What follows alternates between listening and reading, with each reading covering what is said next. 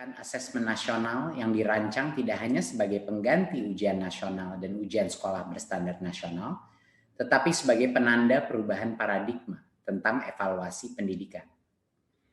Perubahan mendasar asesmen nasional adalah tidak lagi mengevaluasi capaian murid secara individu, akan tetapi mengevaluasi dan memetakan sistem pendidikan berupa input, proses, dan hasil. Potret layanan dan kinerja setiap sekolah dari hasil asesmen nasional ini kemudian menjadi cermin untuk kita bersama-sama melakukan refleksi, mempercepat perbaikan mutu pendidikan Indonesia. Asesmen nasional terdiri dari 3 bagian, yaitu pertama, asesmen kompetensi minimum atau AKM. Kedua, yaitu survei karakter, dan yang ketiga adalah survei lingkungan belajar. Asesmen kompetensi minimum atau AKM dirancang untuk mengukur capaian murid dari hasil belajar kognitif yaitu literasi dan numerasi. Kedua aspek kompetensi minimum ini menjadi syarat bagi murid untuk berkontribusi di dalam masyarakat, terlepas dari bidang kerja dan karir yang ingin mereka tekuni di masa depan. Fokus kepada kemampuan literasi dan numerasi tidak kemudian mengecilkan arti penting mata pelajaran, karena justru membantu murid mempelajari bidang ilmu lain, terutama untuk berpikir dan mencerna informasi dalam bentuk tertulis dan dalam bentuk angka atau secara kuantitatif.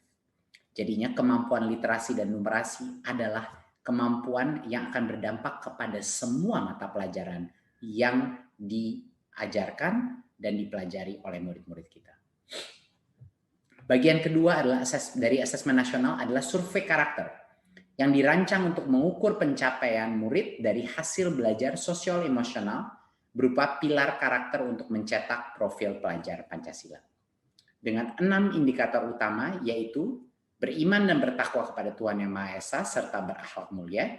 Kedua, kebinekaan global. Ketiga, kemandirian. Keempat, gotong royong. Kelima, bernalar kritis. Dan yang keenam, kreativitas.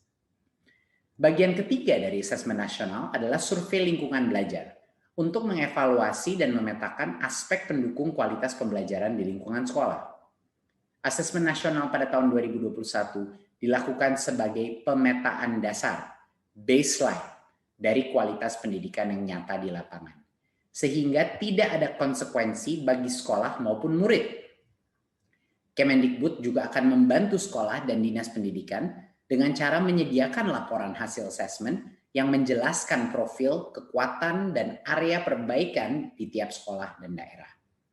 Sehingga sangat penting dipahami, terutama oleh guru kepala sekolah, murid, dan orang tua, bahwa asesmen nasional untuk 2021 tidak memerlukan persiapan-persiapan khusus maupun tambahan yang justru akan menjadi beban psikologis tersendiri. Tidak usah cemas, tidak perlu bimbel, khusus untuk asesmen nasional. Untuk itu, mari kita semua bersama-sama mendukung pelaksanaan asesmen nasional mulai tahun 2021 sebagai bagian dari reformasi pendidikan Indonesia. Terima kasih dan salam Merdeka Belajar.